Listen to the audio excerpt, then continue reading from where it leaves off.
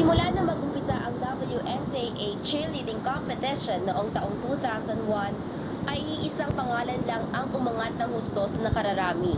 Ito ang St. Scholastica's College Cheering Squad o mas kilala bilang SSC Pep Squad.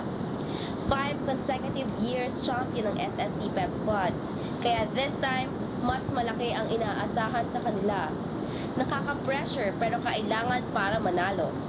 Todo sa ensayo at hataw sa galaw ang mga cheerleaders dahil muli na naman silang sasabak para sa ika-36 season ng WNCAA sa darating na February 10 upang depensahan ang kanilang mga pangalan bilang mga champions.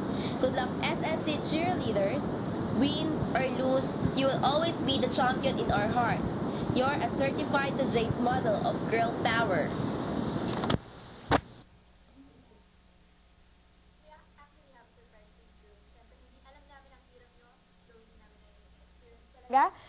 This is a certificate of recognition that we are giving to all women imposing girl power. Thank you! Siyempre, at para na rin sa mga nanonood na girl power, para rin sa inyo to.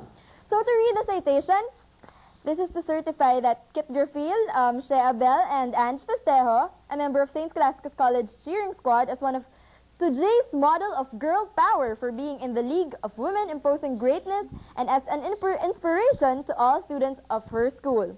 Given this 26th of January 2007, we hope and pray that you will continue to be an inspiration in our hearts. So congratulations, girls! Thank you! Yan. Thank you. Thank you. So any words from you? Invitation to your mga competitions or whatever? Sa coming February 10, manood kayo ng competition namin, WNCAA. We will try our best to win the 6th title for the championship. Yun. Sa Cuneta Astrodome. So yun nga, in behalf of the whole Pep Squad team, we are inviting you to watch and support the SSC Pep Squad. And if you have the passion for dancing and you're willing to sacrifice, I recommend you to join your school's Pep Squad and enjoy.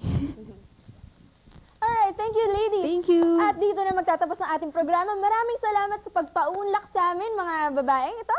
At maraming salamat din sa ating mga girlfriends sa walang sawang pagsama sa atin. Magsama-sama tayong muli sa susunod na linggo para sa isa na namang Girl Power Revelations and Stories dito lamang sa The J Show.